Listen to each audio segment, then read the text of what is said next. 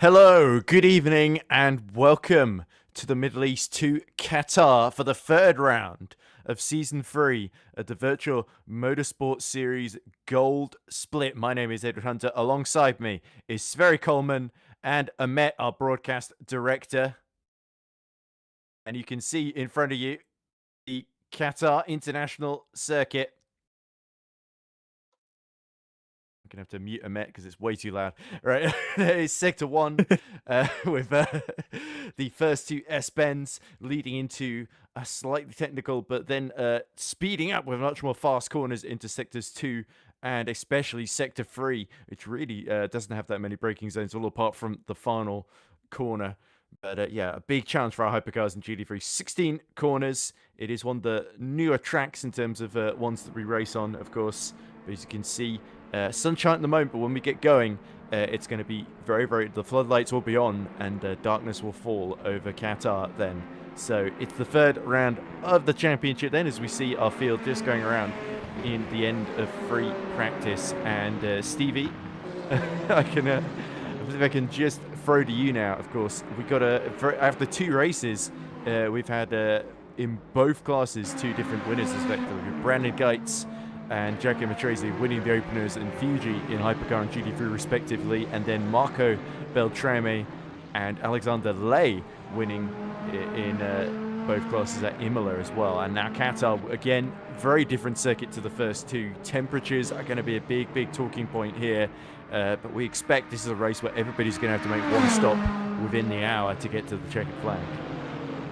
Yeah, that's right. It's been very competitive throughout the season so far, both at Fuji and Imola. Of course, at Fuji, we saw multiple drivers not opting to go for pit stop, but instead saving the fuel and go long. Not expecting that to see tonight, as Rick van Aarde goes very wide there through the gravel in his Lamborghini. So we've had different winners all throughout the series so far, as you mentioned.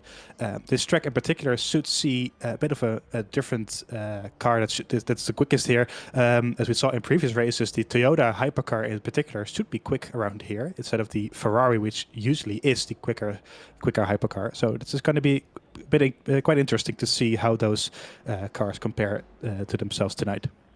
Yeah, anybody who's watching the Platinum Split race will remember, though, we saw brilliant drive from James Baldwin, but then he had to take off radiator tape at the pit stop because the Toyota GR10 was overheating effectively even in the nighttime. So here we go. First up in qualifying, we got our GT3 runners. There you go. You can see all of them in front of you, including, of course, championship leader Giacomo Matrese and Alexander Lay. Of course, him and Valentin Barrier in the Lexuses have taken both poles so far this season, haven't they? Alexander Lay has really been one of the quickest drivers out there, especially over a single lap.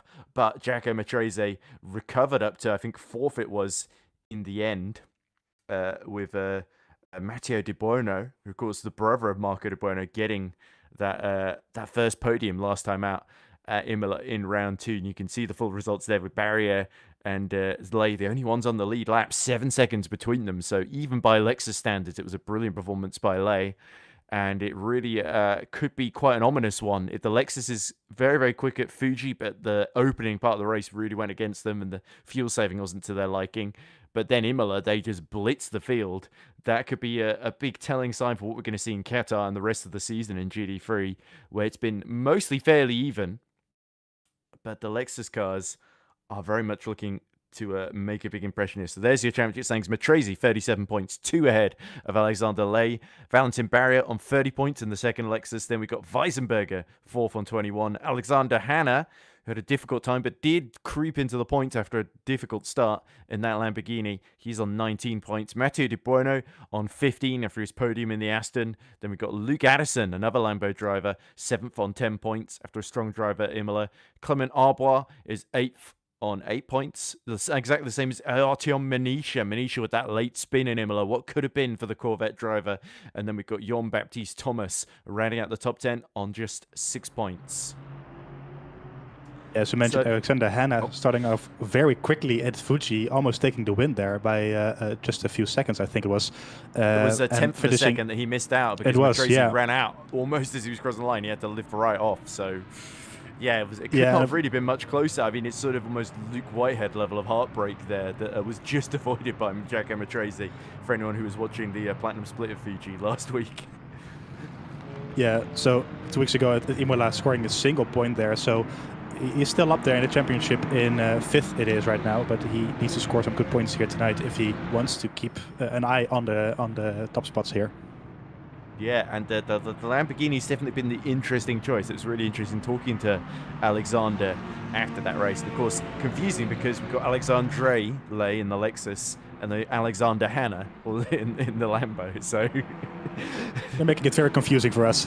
Yeah, it's a good thing they got last names as well, isn't it? But anyway, Valentin Kalkov, who's already had a couple of debuts in Platinum Split, filling in his Ferrari, of course.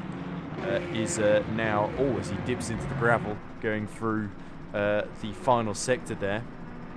It's a shame that there's no corner names for Qatar International Circuit, so we will have to invent some, I guess, during the course of this broadcast. It's not Qatar International, it's Lusail International Circuit, so there we go, that's me immediately messing up within seconds of the broadcast opening, but never mind. Hopefully I won't tell our boss, no worries. Yeah, there we go. So Valentin Kalkov gets the first lap begun as he goes into turns 1 and then into 2. So turn 1, of course, being at the end of the big straight, the start-finish line, that could be, obviously, it's going to be one of the standout candidate for overtaking opportunity. You can see drivers getting a lot run around the outside of turn 1 and getting up the inside into turn 2 as well. We've gone for 3, and now we're going into the double right-hander of 4 and 5. These are difficult corners to make a move in, but the GT3 cars are more manageable than the hypercars, I think. And now into the first hairpin of the track, turn 6, tight left-hander there, so easy to lock up a brake on the inside front there as he desperately try and get it turned in. Now the long run into turn 7, and this, if you get a bad run out of 6, you can find yourself having to defend into turn 7 here, and then we go into the sort of S-bend of 8 and 9, which leads into our second hairpin of the circuit, turn 10. And this is a place that's really easy to go wide and into the gravel and find yourself with all sorts of problems if you get 8 and 9 wrong, or you're going side by side with somebody. And then we got a very long, fast section of the track through turn 11, and then the right-hander of turn 12, 13 and 14. It's a triple right-hander this time. Very much reminiscent of turn 8 at Istanbul Park, of course, although that was triple A, but apex left-hander rather than a right-hander. But speaking of left-handers, you got one right here, turn 15. This, of course, is where infamously in the Platinum Split race last season in Hypercar, what was his name? Nicholas Huben crashed out, I think, the German, in the closing stages of that race while fighting Jene Simicic and a couple of others as well, Sven Gielhed as well, who was fighting for third in that championship. So Valentin Kalkov predictably getting the first time on the board, and it's 1.6 seconds quicker than Manisha and just ahead of Marco Di Buono. So Ferrari setting good early pace then, which is not what we expected. It's not Luke Whitehead in the car for a start, so we didn't expect it to be all that quick. But there, Giacomo Matrese, our championship leader, there we go, pumps in a 1:57.3. But nonetheless, interesting first set of times, and it'll be fascinating to see if Jean-Baptiste Thomas as well can get the Aston Martin any closer to Giacomo Matrese here, as Kalkov has gone 6 tenths quicker on his second flying lap in the first sector. Yeah, this is a great start from Kalkov, and something you at home might have noticed is that this track is really consisting of high-speed corners, and of course those tend to work in the favor of the hypercars. So something to watch out for during the race is the very high closing speed between the two classes. It's very easy for those hypercars to make a mistake coming through these high-speed corners while they're overtaking these GT3 cars. As we see Kalkov nearing the end of Sector 2 here. It's a great Sector 1, as you mentioned, 6 tenths up on his previous lap time. It's a purple Sector 1, so hopefully he can continue that through Sector 2. But it's something to watch out for, those very high closing speeds between the two classes during the race. It can be very tricky. There could be a bit of track evolution as you see the Fischer eSports racing driver Kalkov going through the final sector now, and he is a whole second and a tenth up so far on this lap as he's really testing the track limits through into turn 14 and then into 15. But you can see that the big story for me is look at the Lexus cars. Barrier 1.7 seconds off in 10th in his first round, and Lay 2.5 seconds off. So neither the Lexuses, they tend to get faster as the session goes on, of course. But it's interesting that they had such difficult first laps there as Kalkov goes into the 155.8. Then Manisha also gets in a great lap in the Corvette as well. Remember, Artyom Manisha was running third in the closing stages at Imola before he had a bit of a clumsy spin on his own at Tosa, didn't he? Which cost him dear in the final reckoning. He did get back up to 6th in the end, but you've got to feel that Artyom, that was a great chance of getting a podium in a Corvette, which not many can say in the gold split. So a strong performance, but he will be very, very keen to replicate that without the spin this time at Qatar, as we see Kalkov now. And Luke Addison has gone second fastest, and Lay finally pumps in a time almost within half a second of pole position there. So Alexandre Lay starting to peak then with about 8 minutes of this session. We're getting into the business end, aren't we? Because it ends with 15 minutes to go, and then 10 minutes to go is when the hypercars are set outside. Finally remembering what the rules are, as we see Addison in the second of our Lamborghinis. Joined the championship around late at Imola, but he did sneak into the top 5 with some good racecraft there. So Addison could well be one of our dark horses in this title race.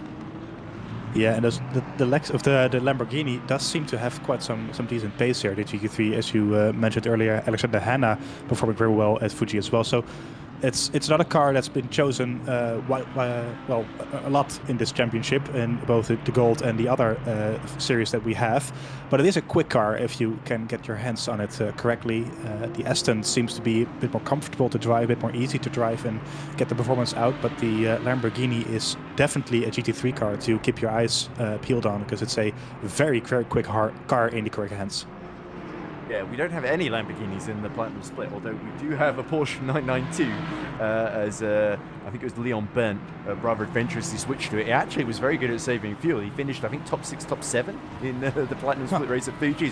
Addison this time dipping. Oh, somebody is off on the exit of 14 into the gravel there. But Addison has really lit up the first sector. He's not quite as strong in the middle, but it's all going to come down to this high-speed final section. He's going very wide, I think, to set up his next lap then. So very much Luke Addison, deciding next run will be the one he pushes on, as Giacomo Matrese is 13 thousandths off pole now with a great lap just behind Valentin Kalkov. Yeah, Matrese really continuing his great form as he put down in the first 2 rounds. So getting pole position here as Alexander Lee goes third now, 2.5 tenths down on Kalkov, just before Manisha in the Corvette. So Matrese really continuing his good form here. He sets purple in sector 1 once again. He goes wide through the gravel though, so I think that's a track limit and his lap done there, unfortunately. So I'm not sure if he can put another lap in. He is pushing on though, so he might be able to get another lap in just before the end, but this lap is not going to be it for him.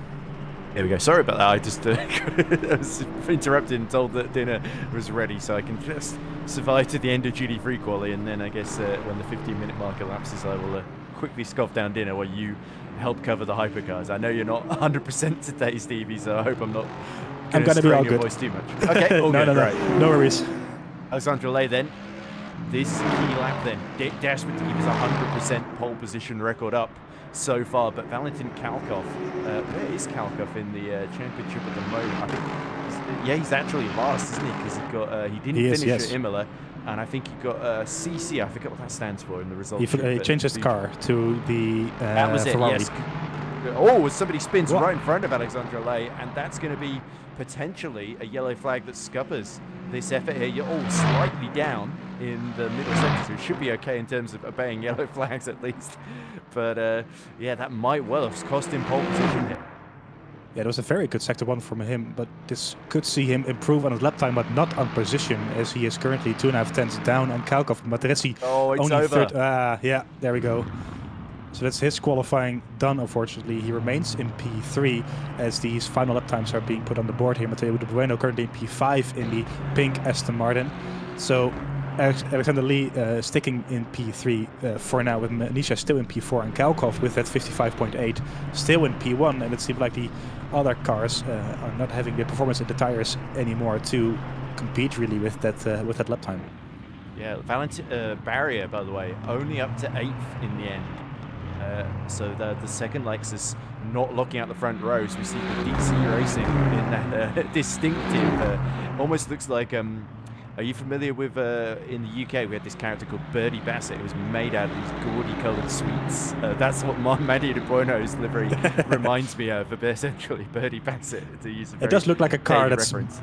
It does look like a car that's being sponsored by a sweets brand. So that the licorice also, the licorice also says, "Oh, Mattia De Buono, the Italian, looks like he's given up on the lap at exactly the same point that we saw." Hanna is still going left.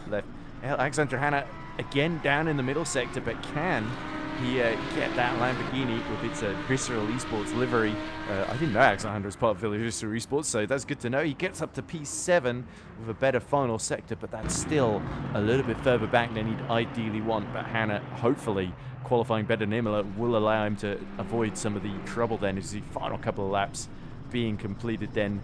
Belchio Neto, personal best in the first sector, but the middle 6/10 off, so this isn't looking too promising for the Brazilian. But can Neto spring a surprise? He actually gets up to P14. There we go, P11, sorry. It briefly said P14, which confused me. But yeah, he is a second off the pace in P11. So let's run down. I think all of our GT3s have finished qualifying. So it is Kalkov that takes pole position for the first time this season. 13 thousandths ahead of Giacomo Matrese. Alexandra Ley third. Artyom Manisha fourth. Matteo De Buono fifth. Luke Addison in sixth ahead of the fellow Lambo of Alexander Hanna. Valentin Barry in the second Lexus eighth. Nonenmacher is ninth. Gerardis is 10th. Nato 11th. Weisenberger 12th. Disappointing for Weisenberger. Gurin is 13th. Thomas 14th. Canton 15th. Kuspchik 16th. Perrault 17th. And Vianney, along with Perrault, I don't think got a time on the board. So they might be serving a quali penalty anyway. Anyway, I'm going to go eat dinner very quickly, and I leave everyone in the hands of Stevie and Met. Thank you very much, Edward. I hope you enjoy your dinner. Let's take a look then at the driver lineups for the gold hypercar drivers. As we mentioned before, the current leader in a hypercar is Brendan Geitz, taking the win in Fuji and scoring 8 points in Imola. He's currently level on points with Johannes Pryce, but Pryce taking a third and second makes that Brendan Geitz is currently the leader on countback. Leonardo Passoni is currently in P3 on 27 points. These are the standings, as I mentioned. Geitz and Pryce both on 33 points in both the Peugeots. So surprisingly there, not a Ferrari in the lead of this championship. The first Ferrari is Leonardo Passoni in third on 27 points. Same as Marco Beltran, also on 27 points in the second Ferrari. Giuseppe Dinonia in 20 points in P5 with Matteo Bassan on 12 points in P6. Adam Xaplar in P10 and the fourth Ferrari with 10 points in P7. Lucas Kreutzer in P8 with 10 points in the BMW M Hybrid. Also surprising to see that car up there. Nicolas Ulrich in the first Toyota in P9 with 8 points. And Antonio Fedeli with 7 points rounds up the top 10.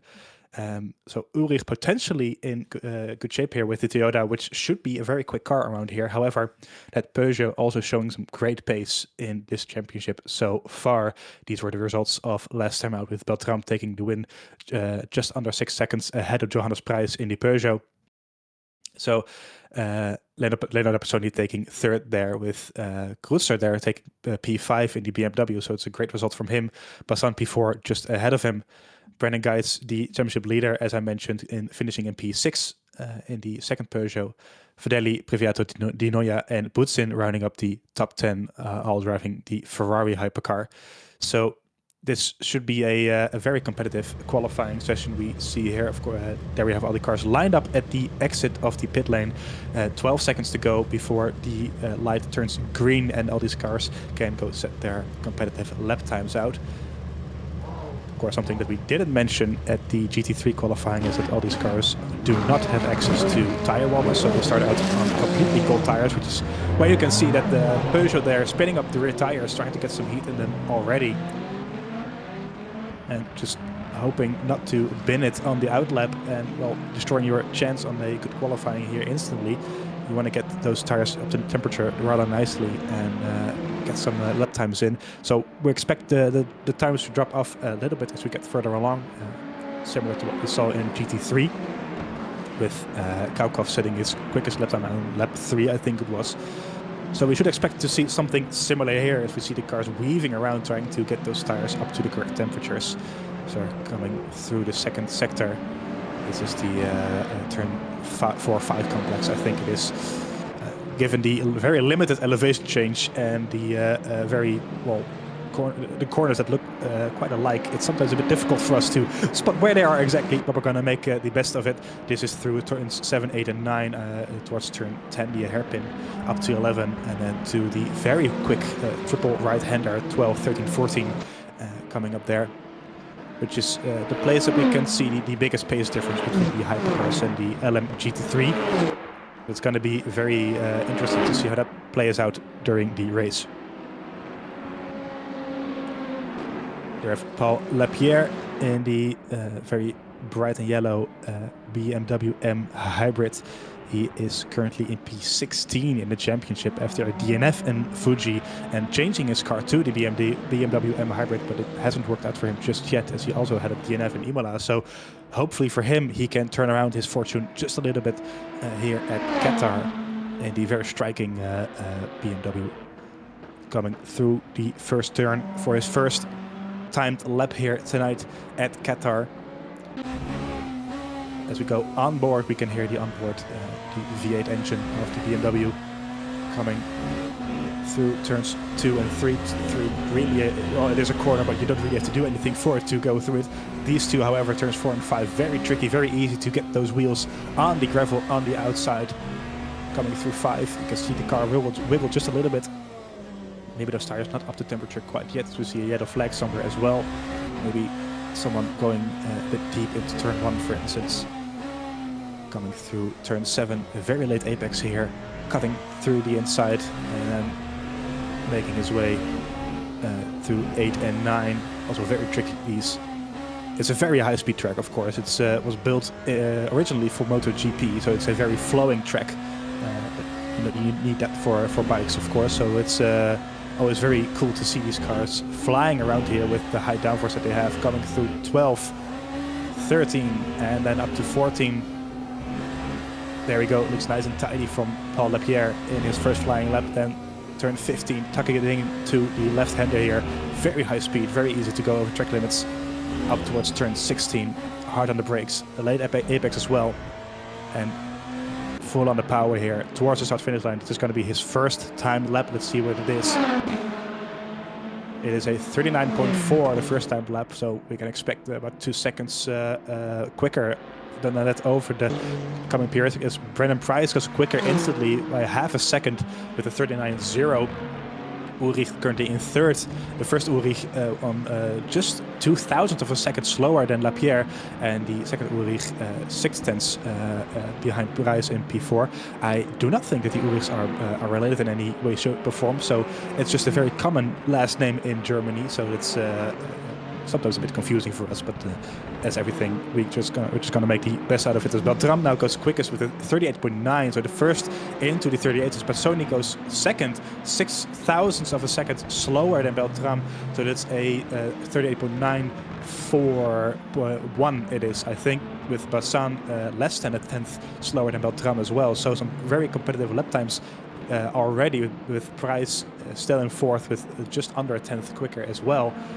So the top 4 are currently covered within a second, a 10th of a second, which is very competitive, of course. Another Bassoni now on a quick lap as well. Currently P2, 1/10 quicker in the first sector. It's a purple sector for him.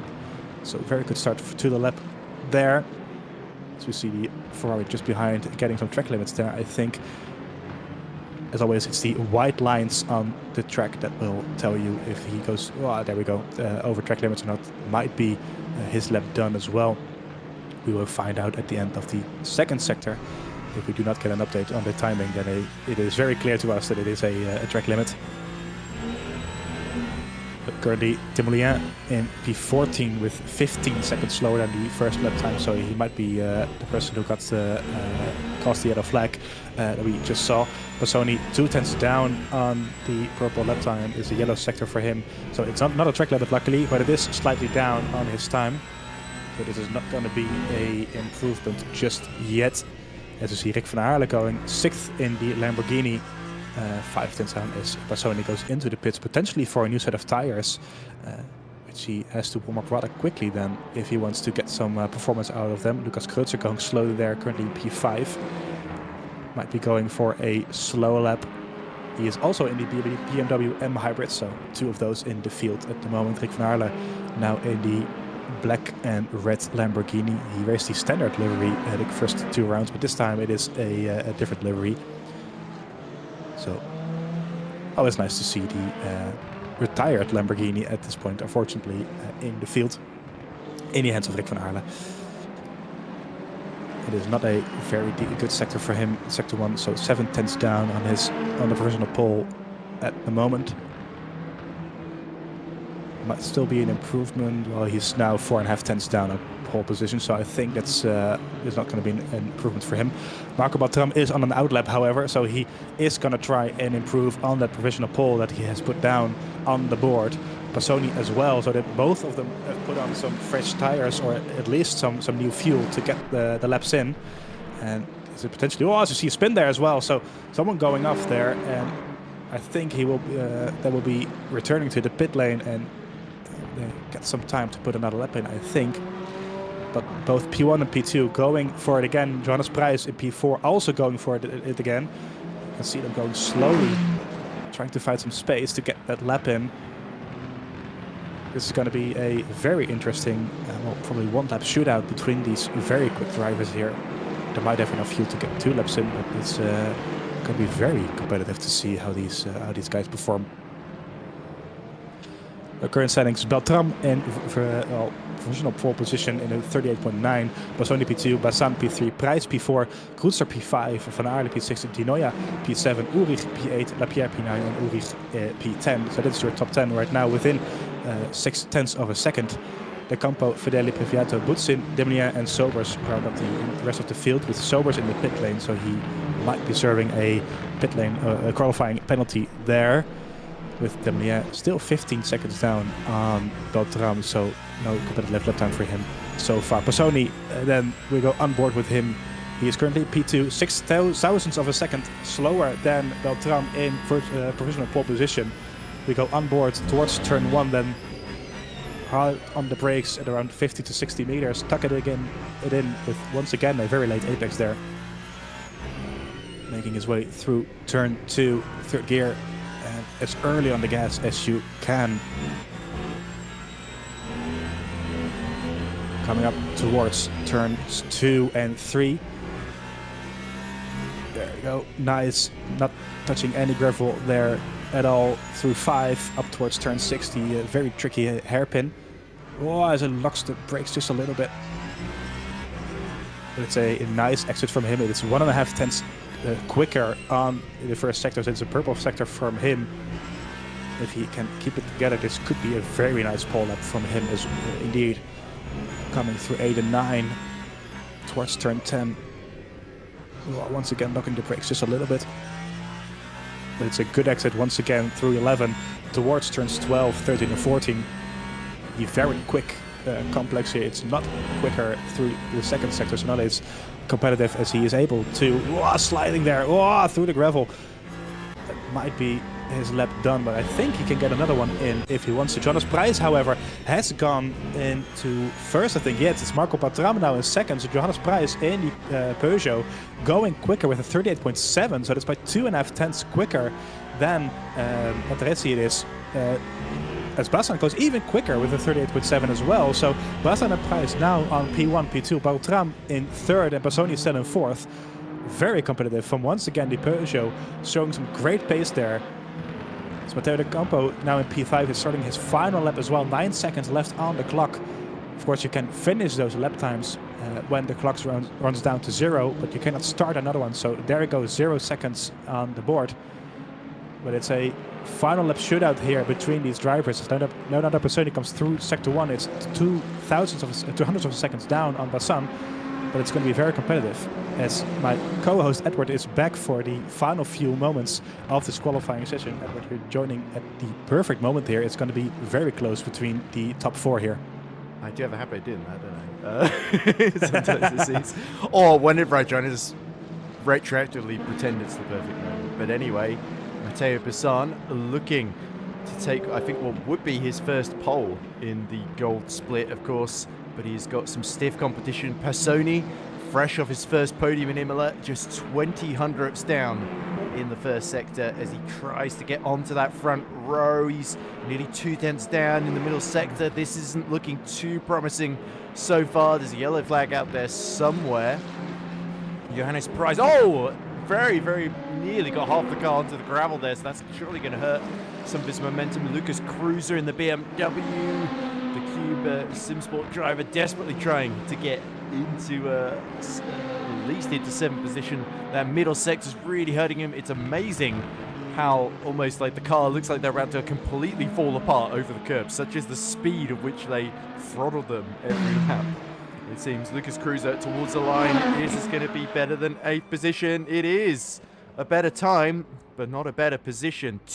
Purple final sector, 2 tenths quicker than his personal best, but it's not enough to get Cruiser into the mix. You can see he's just sadly slightly slower than De Campos. You see that looks like the Lamborghini of Rick Van Earl has given up the ghost at the end of this session. So Van Earl will start 5th, which is still a very strong starting position, as you see Giuseppe Di Noia right behind him, trying to displace him. He's only 100th shy, and he's up on his personal best in that first sector. Yeah, I'm curious to see if he actually took the checkered flag, but I don't think he did. He's coming through the 3rd and final sector here, 2.5 tenths down on provisional pole, but it would still be an improvement from him on lap time. So this could see him up into P5, just ahead of Rick van Aarle, which would be a top good 4 starting a point. bit too far away, aren't they? Yeah, it's less than 2 tenths away from Bassan. So I think that's, if they can keep it together, this is going to be a P5 for him. Yep, there we towards go. the line he comes. The Italian actually slows right down, so he's now just showing off for us, I think. And yeah, that we'll never know what that final sector could have been, because De Noia clearly was not too impressed by it. Decided, right, let's just nip this in the bud and not try and disappoint people, but pretending it's a great time crossing the line and then being a tenth or two shy. But yeah, it is 499 Ps, locking out the top 4, apart from Van Earl, who gets his best qualifying of the season in 5th. And Price, don't forget, in the Peugeot. Oh, that's true. So Price, of course, who did such a good opener and finished P3, didn't he, in the first race of the season? He did, yes, and second last time out in Imola, so he's level on points with Brendan Guides, the championship leader. Yeah, so it's Peugeot's leading the title race in Gold Split, which not many people would have put all their money on, given that the Peugeot, other than maybe Jene Simoncic winning a couple races in it in Platinum Split, was never really the car of choice. But it's a very, very interesting set of circumstances. Price on the front row again, and looking to give Matteo Bassan, who is in 8th in the standings, having finished 4th last time out, a bit of a hard time here. But golden opportunity for Bassan at a circuit that's very hard on tyres for the number 16 to do some real damage into that championship lead. Yeah, this is going to be very interesting. Bassan in 6th actually in the championship on 12 points, right behind Di Noia. No worries. Right behind Di Noia, who's in P5. Di Noia starting out great at Fuji, taking 2nd place with only 2 points last time out. So not the greatest qualifying from him either in P6, I think it was in the end. So he is hoping to make up some places and find some points compared to Passoni and Beltram, who are level on points in P3 and P4. So this is going to be very spicy for the championship indeed. Yeah, less than 10 seconds to go until the formation lap, or half formation lap, begins. And you can see and there is Bassan just on the inside there. The problem is, the Tatum eSports and the Peugeot liveries look very similar, because they're all just bright white from a distance, essentially. But yeah, there we go. Matteo Bassan, of course, has been the 3rd Tatum eSports hypercar, and has yet to really have that standout podium result, isn't he? But he's really making a big impression, and you can see his 2 teammates backing him up behind. So Johannes Price, very much on his own in that Peugeot, isn't he, on the front row, and he's gone for the mediums, whereas everybody else has gone for a mixed set of hards and mediums in the top 5. Let's see how that plays out. Don't forget Kalkov as well, with a great opportunity, starting just ahead of championship leader Matrese at the head of the GT3 pack. So that's going to be really fascinating as well, but we are moments away from the 3rd round of the Gold Split season beginning. Green flag, green flag. Fascinating to see who gets the early honours here. Off we go at Qatar. Third round 3 is underway, and Johannes Price has jumped Besson. Brilliant getaway on the mediums. Denoya has come from 6th Five into wide. 4th here as they're going very right. Denoya goes really, really deep around the outside, and surely that's going to leave him a little bit exposed to Mateo Besson, who's going to try and go around the outside. As you see, Rick Van Earl has gotten into 4th in all the confusion here. And look at Lapierre fighting away with one of the BMWs and Cruiser there. Cruiser gets through into 5th position then. So very mixed up start, but for Johannes Price, he has absolutely nailed it. Meanwhile, in GDP, Matrese is up to 1st. Lay is down to 4th as Kalkov is shuffled down to 2nd then. So very, very mixed up, but it's our championship leader that has absolutely rocketed away in GD3. Yeah, it seemed like both the medium starters, Price and Denoya, getting a great start there. As you see, Nonemacher going down the inside of, that is P7. There we go. So he's up into P6, I think it will be. And both the medium starters in the hypercar, Price and Denoya, getting a great start. Denoya starting in P6 and now up into P2 ahead of Bassan van Aerle and Kreuzer. So both him and Price getting a great start here on the softer compound of tire. However, that might bite them back in the end, of course, with the high tire wear here. So we're going to have to wait and see how that pans out for them. Yeah, Denoya looking very, very fired up. I love the fact that from 6th on the grid, he's just absolutely tried to blitz everyone around the outside into the first corner. And he's giving Johannes Price a bit of a hard time here. I'd be very surprised if the Peugeot ends up being quicker than the Ferrari around here. But yeah, Johannes Price, very, very talented. Can he find something in this early phase to keep Giuseppe Denoya at bay? Denoya has had his moments so far this season, but he's not really gotten that big result yet, has he? I think he is down in 7th in the championship. He was 2nd at Fuji, of course, with that strategy of staying out all the way through. But he had a very, very tough race at Imola, where he finished 9th, only got 2 points. So this is going to be a big test of his mettle under tricky circumstances here, if he can steal the lead away from Price. Meanwhile, Matrese sees Kalkov starting to catch back up to him. Manisha has had a good start to get past Lay into 3rd, hasn't he? And Ation Manisha is back where he was running in Imola before he spun. So as far as he's concerned, this is Imola Part 2, isn't it? He's just got to make sure he gets it to the end this time.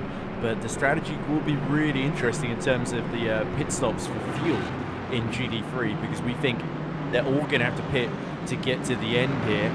But when we hit the Platinum Split race here, it was all about who could pit the latest and basically have the shortest pit stop and overcut those who had to pit earlier. But of course, traffic could be a factor as well. You don't really want to be stuck in a battle when you could be in clear air, lapping competitively. Yeah, the pit strategy also playing a huge part in the silver race, I think it was, or the bronze, one of them, where we saw some GT cars were pretty much pitting on the final lap of the race. So they can pull it out until very long and very deep into this race, but not quite yet to the end. As we see, Johannes Price still in the lead with Giuseppe Denoya in P2, but he is closing the gap, as we see right behind Van Aerle going side by side with Bassan going towards turn 1, and he does make the move stick in the Lamborghini. So that's one more place up from him as well. 2 places up already from where he started in P5. But that's some great stuff from him. Always nice to see my fellow Dutchman performing well in that Lamborghini. It is indeed. Rick Van Earle, very, very likeable young driver. He's performed so well in other endurance championships in hypercars, and he's got the Lamborghini up to 3rd. Yet to score a point this season, Rick Van Earle, of course. So there's big pressure for him to bring this one home in a decent position here, because remember, Imola, he crashed out and he got the strategy quite badly wrong. He was the lowest on virtual energy of anybody at the opening round in Fuji, in that sort of middle point of the race there, and that ended up coming back to bite him. So let's see if he saved a bit more this time around. Now Lucas Kreuzer is looking very, very threatening, and Bassan may find himself starting to go backwards in this race. Now he's off the podium, both Kreuzer and Lapierre, the Frenchman, looking very threatening. Lapierre was actually leading a lot of this race last season in the hypercar, in Platinum Split, in the Ferrari, which was very interesting, that he tried to basically go non-stop and came, I think, 2 or 3 laps short and had to pit at the end, which dropped him to the back of the field. But it was nonetheless a really valiant effort to try and make that strategy work. It was really only late on that he had to bail out. But speaking of pit stops, by the way, Sachin Sober's out of the race, I think, before even the first 2 laps were completed then. So one of our Toyotas is gone already. The second Toyota of Ulrich, as in not Moritz Ulrich, but the other one, whose first name is Nicholas. There we go. Nicholas is in the 999, the only Toyota still remaining in 12th position on the medium. So yeah, the Toyota's as quick as you were saying it was, then we might see a bit of a charge from Moritz Ulrich to get maybe into the bottom end of the top 10 then as this goes on. But yeah, Lucas Kreuzer looking menacing there as we cut back to the GT3 lead battle, and it looks like Lay is getting a bit frustrated behind Manisha as Hannah is having a go at one of the Visceral eSports. That's Luke Addison right in front of Nonimaka and Alexandra Hannah fighting each other for 5th position here. Yeah, it's actually Alexander Hanna, I think, who is being hounded by the I realised my Racing. mistake, I'm sorry. No worries. Being hounded by the purple Fischer Racing Team Ferrari of Erik Nonnemacher, who's trying to fight his way past the Lamborghini right in front of him. As we now are now on board with Valentin Barrier in the second Lexus, that is only 7th for him so far. So both Lexus not extracting the maximum pace just yet that we have seen earlier in this season. Which kind of surprised me. I remember myself saying something that the Lexus, it is one of the oldest GT3 cars, but it maybe not having the race pace. But it surprised me positively, I have to say, throughout the season with how well they are performing. So that's always great to see. Meanwhile, I think Sobers, you mentioned, is in the pit lane. He didn't qualify at all as well, if I remember correctly. So I'm not really sure what is going on there for him. But that's not the race that he would have hoped for. There we have him, Sachin Sobers, not being out on track at all, I don't think. All right, not the most mobile Toyota, it must be said. So that's a shame for Sachin Sobers, because he's a driver that in this category has had podiums before, and he's had a pretty miserable start to the season. He even subbed in the Platinum Split at Portimao and was basically spun out at the first corner in a collision move. I think it might have actually been DeCampo in the Ferrari, funnily enough. But yeah, back to our GT3 fight. We can see here that there's basically a fight for third between Manisha and Lay, and shortly behind we see Hannah Nonnimaka in the number 42. And Nonnimaka was a bit anonymous, I felt, in the first 2 rounds of the season. He didn't score in Fuji, retired at Imola, and he's having a much stronger showing here in the top 6 here, with Valentin Barrier very much held off convincingly in these first couple of laps, and got Matteo Di Buono, podium finisher, stuck at the back in the pink and blue Aston, the Birdie Bassett Aston, as I'm just going to keep calling it, for the DC Racing livery, and struggling to find a way through. And the Aston Martin is a very good all-rounder car, but it's not the quickest in the straight line, which I think he's discovering to his cost, as we see behind them Thomas and Perrault are swapping positions down the main straight for 9th position. And Baptiste Thomas going up the inside, trying to hold on to that 9th position. There we go. And Thomas is just held off by Hugo Perrault there in the 75 there. Sorry, they look very similar. They're sort of like inverse liveries. We've got black and blue and black and yellow. So thank you very much to GT eSports. They've got the black and yellow livery, isn't it, just behind, as well as you see Weissenberger closing in too. But yeah, Hugo Perrault having to really get the defensive maneuvers in place here to get the blue Aston holding on, as we see Manos Gerardis has dropped out of the race and into the pit lane.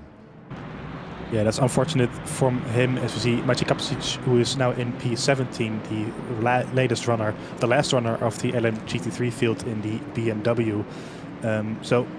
Jean-Baptiste Thomas, who we just saw, he started out great in this championship, finishing P3, I think it was.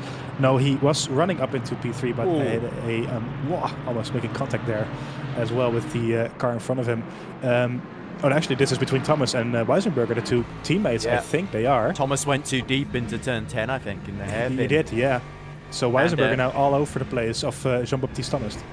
Yeah, and Baptiste Thomas was looking like he was challenging Perrault the lap before, is now starting to struggle a bit more as he goes well into the gravel. Weisenberger's going to have a run around the outside into turn 14, but he's not quite got the overlap. That would have been risky for the Thomas Enge sim racing driver. Betts Racing 34 says, let's go Hugo. Forza Blue Squad is another dive up the inside from Julian Weisenberger. Not able to make it work though.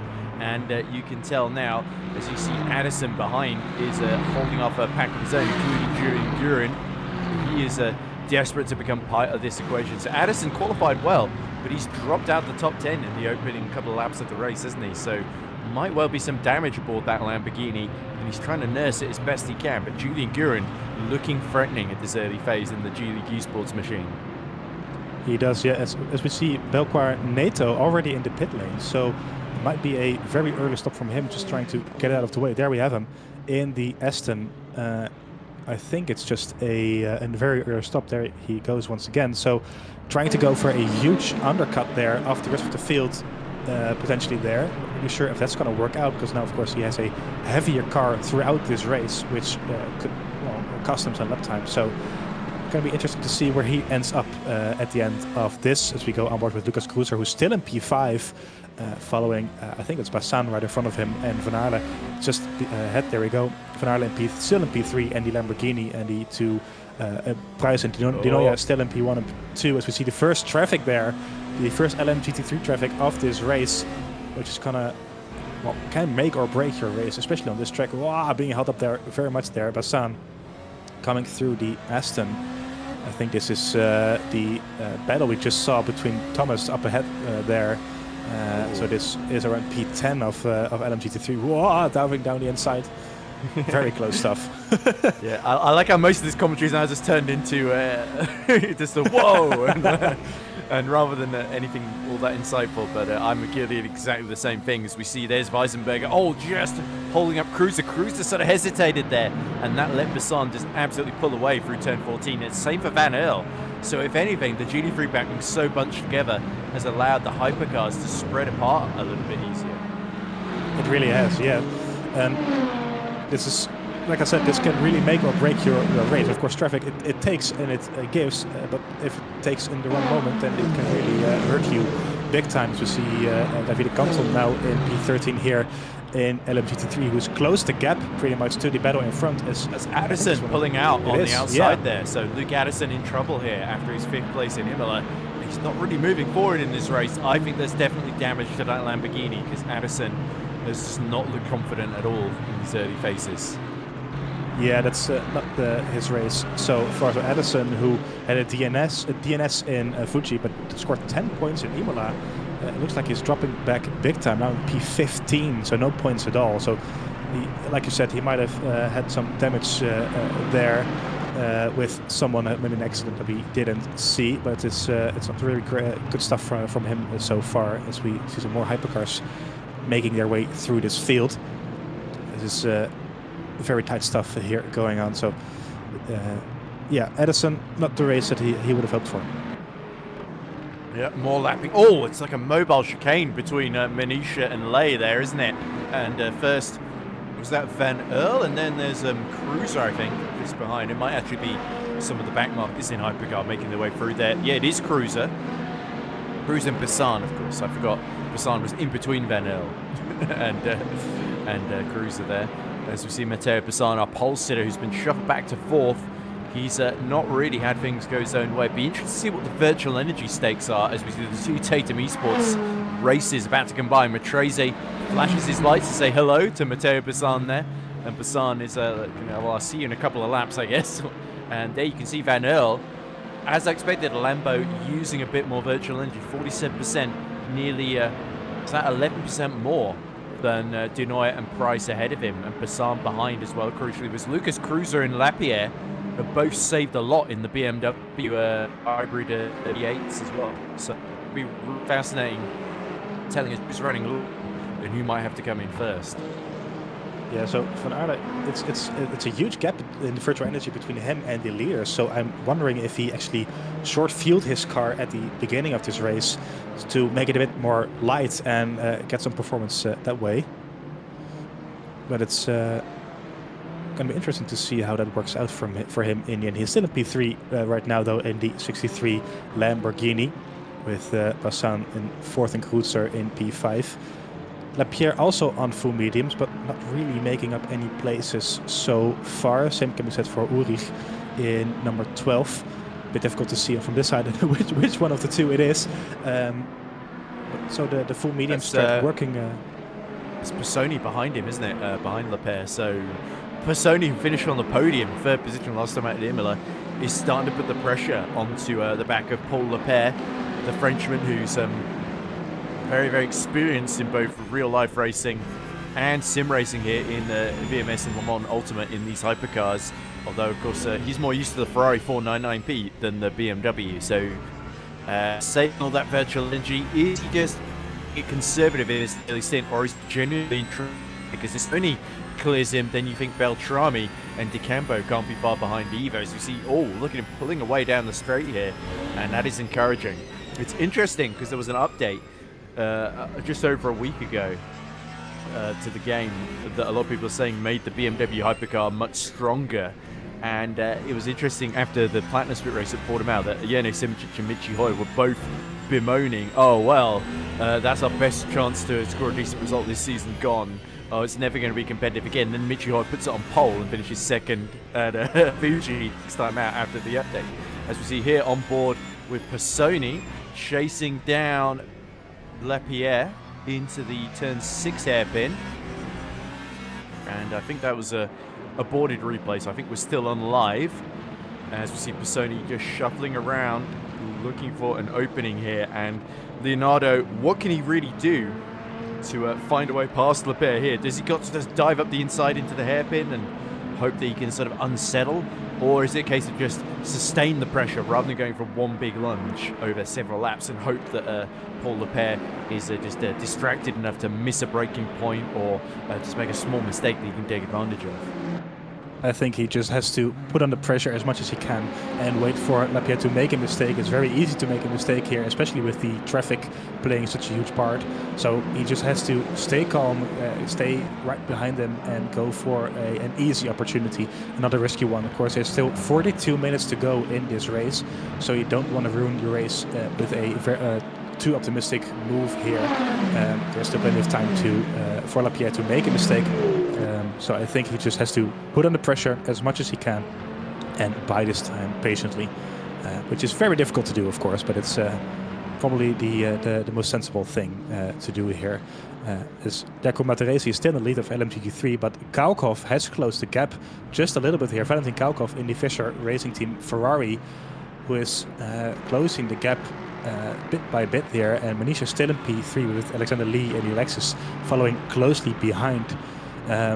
Also, just gonna mention shortly, if you're wondering why the gaps are not showing up, we have Le Mans Ultimate has an issue with the timing screen, which causes them to be all over the place and not really workable at all. So that's very unfortunate for us. It's not an issue on our side. It is on the side of Le Mans Ultimate, but it does mean that we have to rely on our good old eyes to see what the gaps are and kind of decipher what is happening out on track. Yeah, ever since I started commentating, I've very seldom have had a timing screen to hand what he used for this. So, yeah, it is very much like commentating on go-karting, isn't it? You just look out the window and say what you see. In this case, our window is there we go, just a very small screen. As we see Manisha just dipping on the grab, you can tell Artyom is really under pressure here again, but he's holding up well against Lay, who was so dominant, so quick over one lap, didn't have a great qualifying. Now he's put him in this situation where he's had to make up ground here. And has he finally found his match in the defensive skills of Artyom Manisha, of course, who trailed both Lexus cars for quite a lot of the race in Imola. Now it's a sort of inverse scenario where Artyom Manisha knows he's got to just keep Alexandre Lay behind and hope something happens up front with Dimitrescu and Kalkov as well. Kalkov, it seems to be fluctuating the gap. Some laps Kalkov is a bit quicker, other laps Matresi brings the gap up to just over 7/10, half a second or so, and he's sort of safe over the start finish line essentially. But yeah, Alexandre Lay very, very determined to keep the momentum going here, but he knows the championship leader is starting to escape up the road here and he's got to make something happen. if he can, but he cannot afford to clumsily crash into Artyom Manisha here. Yeah, basically the same is for him as we mentioned earlier. He has to just bide his time and wait for an opportunity to put the car alongside, and that can be a good exit on turn 16, but it can also mean a mistake by Manisha in the Corvette, who is so far driving a very clean and competitive race in that car. We've mentioned multiple times that he was right up there in Imola as well, but spun out unfortunately. So he's probably very determined to get a good result in here tonight, which should mean that he's a feisty competitor to Alexander Lee, who is still second in the championship on 2 points, right behind Materesi, who is, as you mentioned, in first at the moment. So if he wants to keep that gap within reason, then he has to get this move on eventually, while not taking himself out in the process as well, of course. So there's 39 minutes. Yeah. Obviously, they're both on the racing line there, but that felt very, very defensively. Cutting a little bit into the gravel, you can tell the Corvette is struggling a little bit with understeer as he tries to get it turned into some of these corners here, whereas the Lexus seems just a little bit more planted there. So Artyom Manisha having to drive absolutely out of his skin to keep Lay at bay at the moment. Yeah, there's some great stuff here from Manisha, who has to, like you say, do everything in his power to get his car staying ahead of Alexander Lee, who is piling on the pressure now. He has closed the gap fully towards the Corvette coming up to turn 16. No, this is the turn 12, I think, turn 12, 13, 14. The high-speed right-handers following each other through the gravel there as well. So Manisha really pushing on here to keep that car in P3. And Alexander Lee, well, he has to try something at some point, of course, while not taking himself out in the process. But the Lexus does seem to come alive just a little bit here as we nearly have a point of this race. But it's not over and done. That maybe just a thought. The Lexus is a bit more kind on his tires, which can play a huge part here at Qatar. Maybe someone in the YouTube chat can either confirm or deny that, but it's potentially the Lexus just being a little bit more kind on the tires here. We have a couple of comments saying Bets Racing 34 says insane livery on the Lambo Hypercar. James Huff says Van Earl is going to split the race 50-50 as well, so that'll be why he's using a bit more virtual energy than anybody else if he's pitting at half distance. And Bets Racing 34 also says BMW rear wheels are just sliding in every corner. I assume that's a comment about Cruiser and Lepere there. Yeah, that's so I don't think there are any BMW. Oh, there is a BMW. It's Kuschik, of course, in GT3, but I don't think he is having the same issues. No, Kaspersic, we haven't really seen him all race, unfortunately, being last in GT3, also scoring 0 points in both Fuji and Imola, so not really this season for him so far, as we see. Oh, Lepere is out. Yeah, he is, yeah. In the BMW M Hybrid, so not really sure what happened there, but it is not great stuff. Could have been a disconnection. Could have been, That's yeah. a big shame, because this was a good track for him as well. I think Lepere had a good chance of challenging, at least finishing in the top 6, if not maybe taking advantage of Van Earl, Bassan in terms of their strategies. So yeah, the BMW M Hybrid looked like a decent package here, and it's now left to Cruiser to try and get the most out of it then, as we now see Matresi keeping Valentin Kalkov at bay here. And it's interesting that Kalkov is really a lot stronger here than he has in the last couple of rounds in that Ferrari. And of course, Luke Whitehead won here the Platinum Split last season in that very same Ferrari 296. So I wonder if maybe this is unexpectedly perhaps a Ferrari track rather than anything else, as we see that's our Price in the lead coming through to lap our GT3 runners again. Yeah, he's meeting him again. I think it's like the 4th time at this point that they're lapping them. There we have Dinoya still in P2, but he is the 2nd, but yeah, you might be right on that. It feels like the 4th time. I'm not really sure. It feels like the 4th time indeed, yeah. So Dinoya still in P2. There we have Rick van Aarle, who is still in P3. Very competitive from Van Aarle, who's pulled quite a big gap on Bassan, who is still in P4. Of course, Bassan taking pole here, but not having a great start at all. So he is still down in P4. Kreutzer still in P5, who's actually not too far behind, I don't think. Yeah, there we have him in the blue BMW. So Bassan, he's I think he's more looking behind him than looking ahead of him, which is unfortunate. As Cruiser almost hits the Aston there. Close stuff.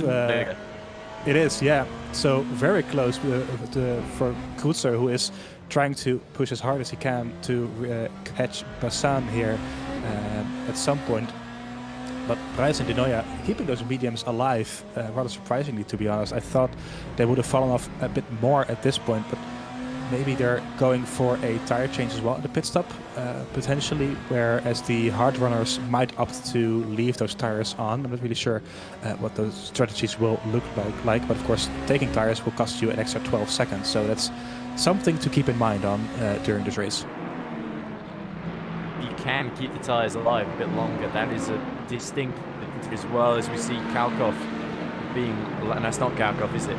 Being lapped. There's one of the Ferraris, probably his teammate, isn't it? And you see Matteo Bassan trying desperately to find a way through past Harriet, who lets him through without incident. And now up the inside, almost goes Cruiser there, who was trying to make it 2 moves in 1. Yeah, Lucas Cruiser's done a very, very good job of staying with our pole sitter here in this phase of the race. And that could well keep him in play later on. They're both definitely in contention for that final spot on the podium. But yeah, this could, it'd be interesting to see what all of this does to the championship. Of course, if Johannes Pryce can win, it would allow him to pull clear of Brandon Geit, so I don't think he's here tonight. We haven't seen or talked about him at all. And then we've got De Nooijen, who's a little bit further down the standings, isn't he? In 5th position, isn't he? Behind Beltrami. He would be ahead, I think, of potentially Beltrami and Pisoni, and maybe even Johannes Pryce, Geit, sorry, as well. So yeah, basically it's whoever, the way things are so evenly matched in Hypercar mode that if you finish in the top 2, you're basically suddenly in the championship hunt from race to race, it seems, the way it keeps working out.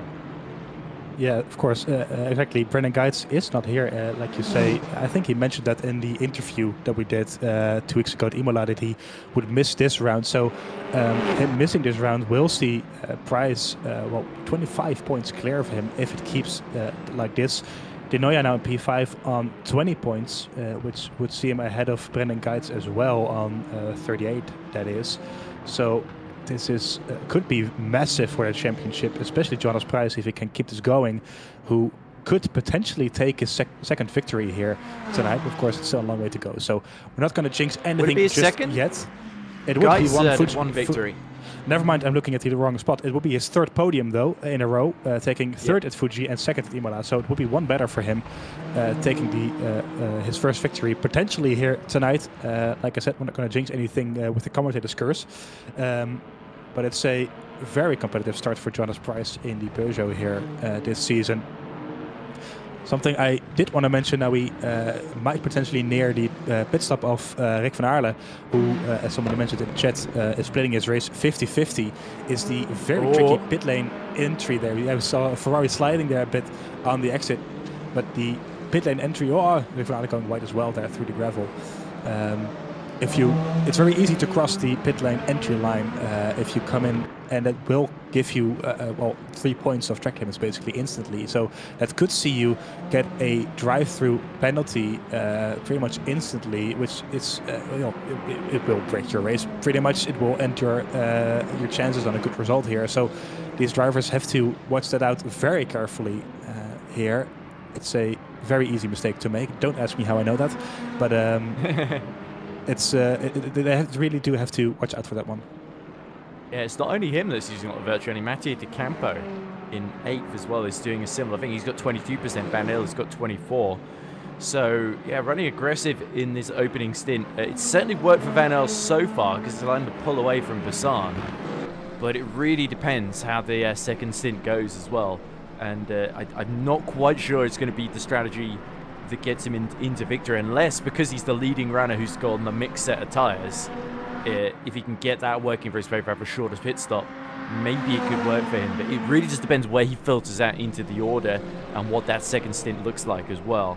But yeah, at the moment, it is very impressive to see him up there. And Ruud van Earl, who has taken pole positions and podiums in the eSports Endurance Series, is looking to really finally score some points. His first points in VMS Gold Split. See, Alexandre Lay is all over the back of Manisha, and he's been trying this for a long while. Gets a good exit from the final corner. He's going to try and go the long way round, but Etienne Manisha sees it coming. The Corvette is going to sort of just force him to really be late on the brakes if he wants to make this move. And there we go. Etienne Manisha, textbook defensive driving there. Alexandre Lay cannot find a way through, and this is starting to really cost him time here.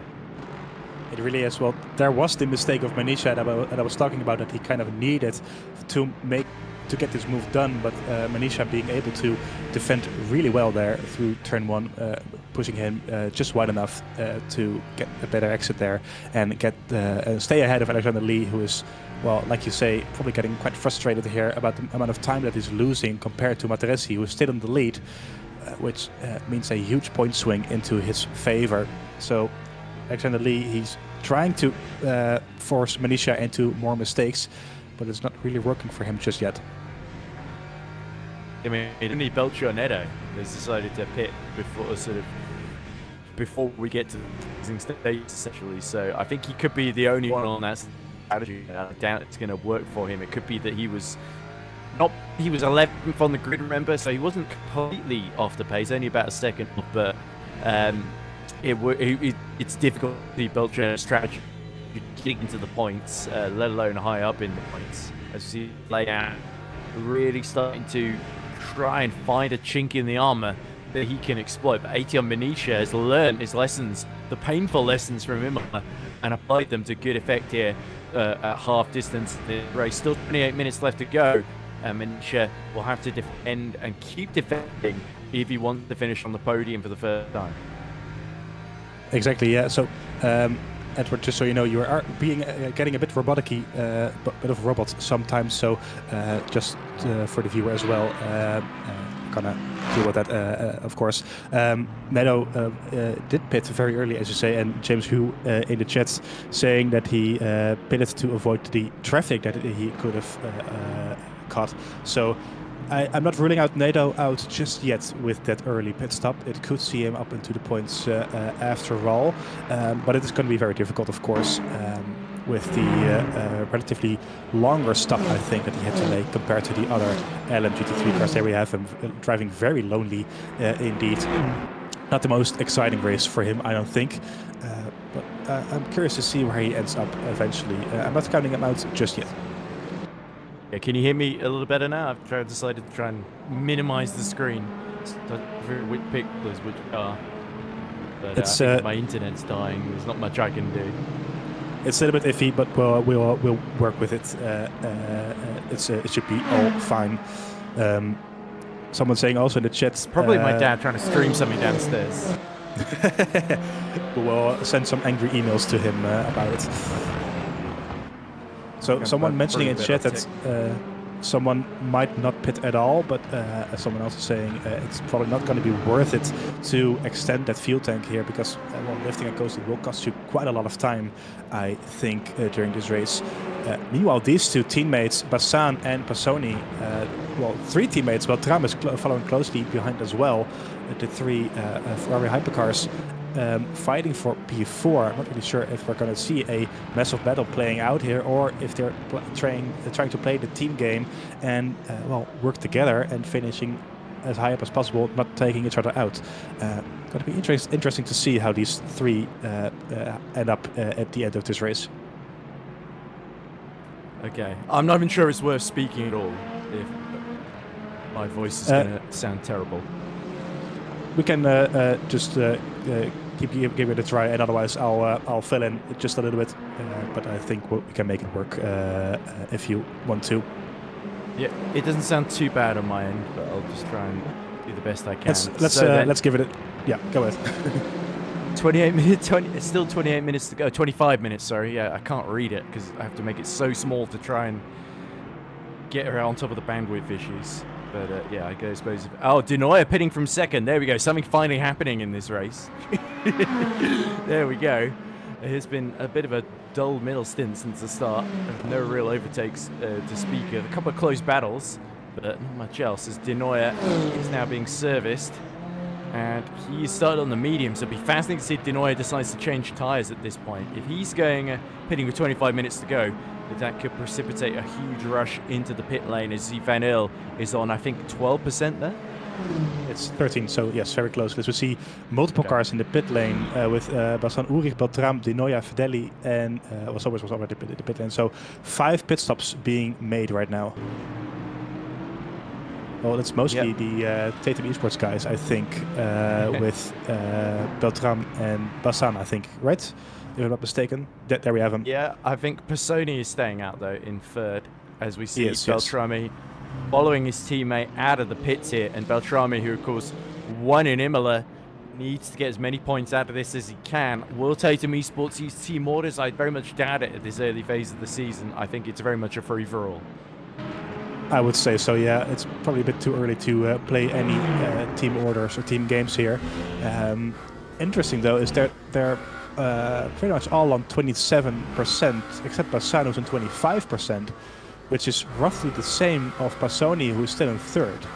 So I'm not really... And Krutzer is on 26% even, so I'm not really sure what is... Oh, there we go. Now it's updated. It was just the game not updating just yet. So they're on 42% from Beltram and Bassan. Bryce pits from the lead. He does, so that's the Peugeot pitting in now. There we go, finding his grid box. And Rick van Aarle also pitting, so him starting early, starting with less fuel and splitting it pretty much 50-50, doesn't seem to have cost him that much with all the cars pitting at pretty much the same time as well. Yeah, interesting. We finally found the Lamborghini SC63 circuit for Rick van Aarle to exploit here. Is Pisoni now, having not pit, assumes the lead along with Cruiser and butts in, but Price. The key thing is here, is he going to get out ahead of our man that was alongside him on front row, Giuseppe Denoya. Denoya has had a long pit stop here. I wonder if something's going wrong with that car now, because there we go, he is just finally being let go here, but he's almost a lap down compared to Price now. Yeah, that's a terrible pit stop from him. He's now down in 13th. So, I'm not really sure what happened there. And he's coming to a halt in the middle of the pit lane. And he's retired. There we go. So something was seriously wrong with Denoya's car there, even more than my internet apparently. So yeah, so that's terrible for Denoya, who was, as we mentioned, 5th in the championship. It could have scored a lot of points here on Brendan Geitz, who is not here tonight. But Denoya DNFing with an issue, I think, or we think, and I'm not really sure what it is, but 0 points for him tonight, which is a terrible result. Meanwhile, Leonardo Personi is continuing right now, of course, also part of the Tatum eSports. So he is still in the lead ahead of Krutzer and Butsen, who are all of them still have to make a pit stop. Crucially, Denoya, yeah, that's a terrible result for him. I think he started out in P6, so he made his way up just a little bit, but now at the end, it's kind of a heartbreak for him. Yes, so the net order, depending on where Pisoni is going to fill that, and Cruiser as well, I think both of them are very much in the mix here. If they can overcut with shorter stops in the last 15-20 minutes or so, of those who pit, we got Price leading. Bassan has gone up from 4th to sort of a net second ahead of Van Aerle. So Bassan has actually jumped Van Aerle in the pits here. De Campo was just behind them. He's sort of in a net 4th. And then we got Moritz Ulrich. Is it Moritz? No, it's so, yeah. No, it's Nicholas because it's. It is Moritz. There we go. P8. Oh, it is Moritz P8, yeah. And then Nicholas is P10 behind Beltrame as well. So yeah, Beltrame not gaining a whole lot. In fact, I think Ulrich has actually got ahead of him in all of this. So yeah, Moritz Ulrich will be quite happy about that. It's like Beltrame has lost some places during this pit stop phase and is now behind Ulrich and Del Campo, I think, who were both behind I think them. Ulrich pit the lap before, didn't he, Moritz Ulrich? So he did, yeah. He's undercut his way through. But Bassan making his way up from P4 to P2, I think, with a great pit stop there. So he's now back up into P2. He did take some tires, I think. He's now full medium. Same as Van Aerle, who also took new tires. And I think De Campo might have stayed on his older set. And I think the other cars also changed to new tires. So the combo also making up some places here, staying on those that older set, but it might come back to haunt him in the end there. But Basan, a great stint from him, and the great pit stop phase as well. Now back into P2. So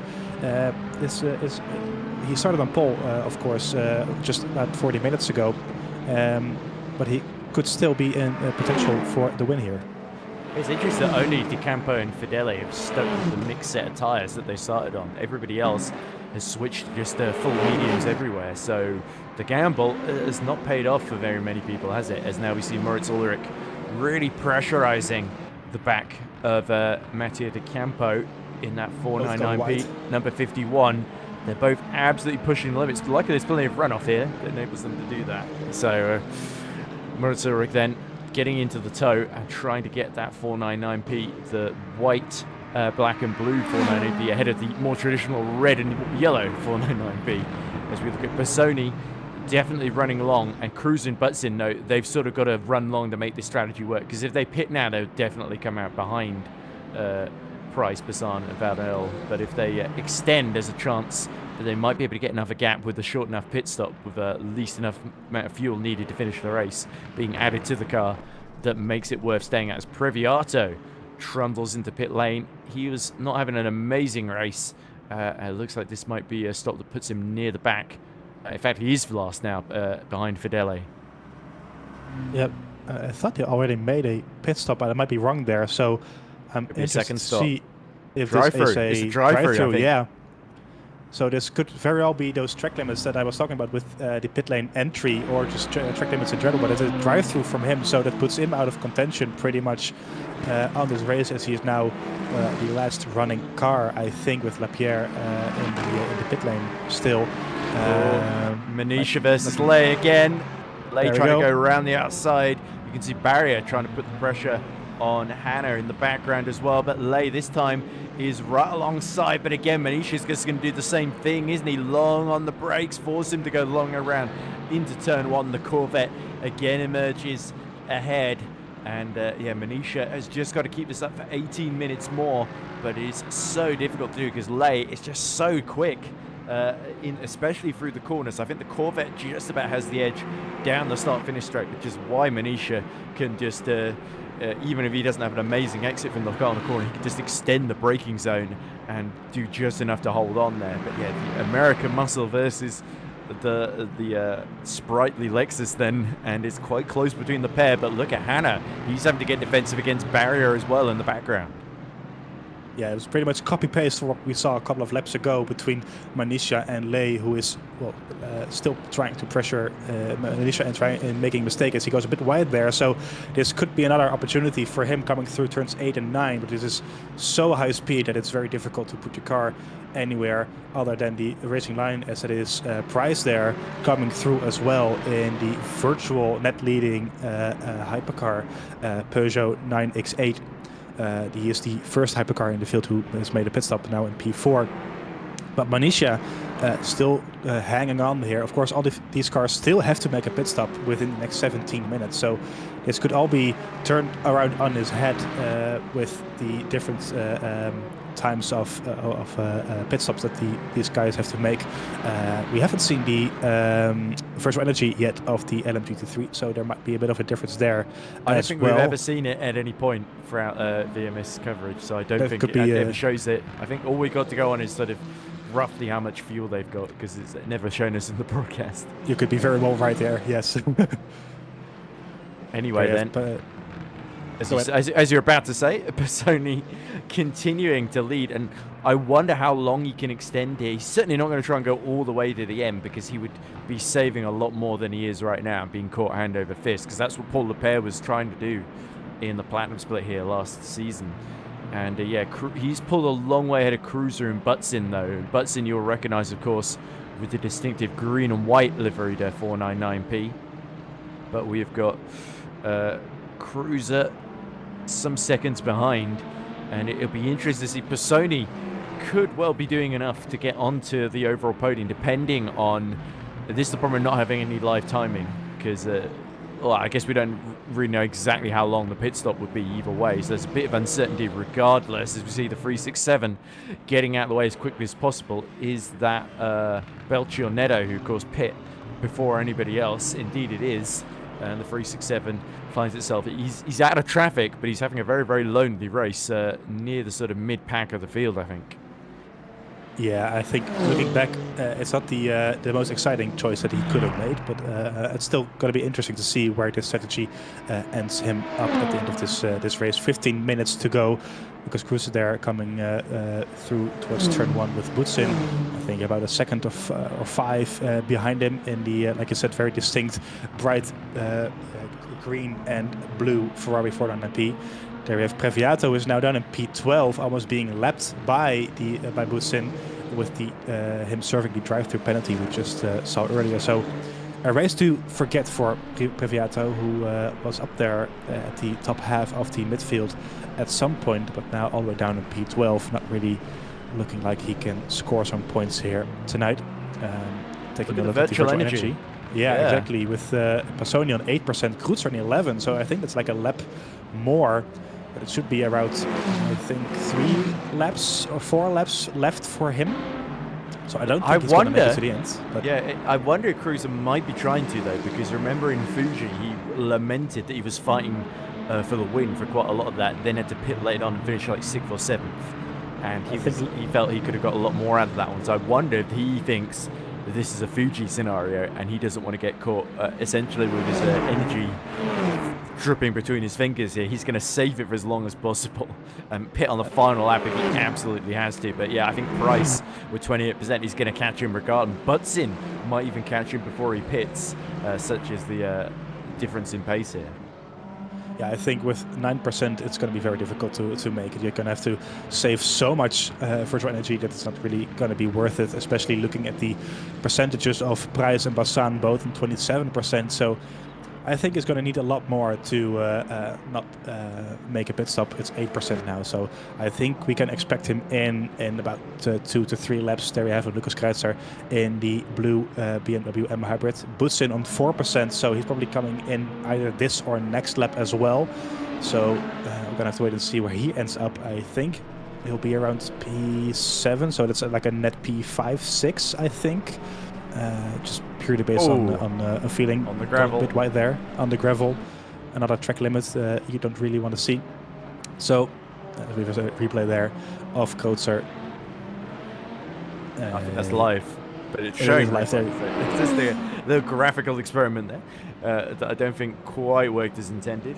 But iLag25 says timing of GD3, and Amet replies timing unavailable. Well, if you want to see what the timing screen would look like, go and watch the Platinum Split coverage from Fuji, where me and Chris Buxton were perplexed by sort of, yeah, there you go. Those are your gaps, ladies and gents. They're going to fluctuate up and down. Apparently, the timing screen has been replaced by a random number generator. So at least the virtual energy tells you how much is left in the tank. Everything else is kind of useless.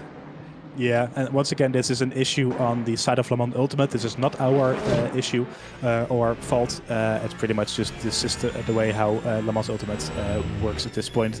We are trying to get it fixed, of course, but we're kind of dependent on how those guys who built the game. Pits from the lead. There we go. He does. Let's focus on some more interesting things on who pits. Butsin also pits, narrowly avoiding that wide pit lane entry line that already caught a Previato out, we think. As we see the LMGT3 field also making their pit stops finally. So it's Perrault pitting. It is. And is that Cruz is also in the pits. car? I think so, yeah. So Cruz has abandoned his strategy. Baptiste Thomas, sorry, not the. It's not the Thomas Inga car. It's the other one. I think that's the Julie car, isn't it? I'm not sure, to be honest. It looks a bit like Julie car. Admittedly, there are a lot of yellow and black cars in this championship. It is very true. Yes. Any of them are French. So Jonas Price is in the lead once again in his Peugeot. So his strategy has worked out. Bassoni is still in P2 with Bassan in P3, but Bassoni is coming out of the pit. Bassoni is pit and come out in P2 then, so he's jumped Bassan and Van Earl, and Cruiser has jumped Van Earl as well.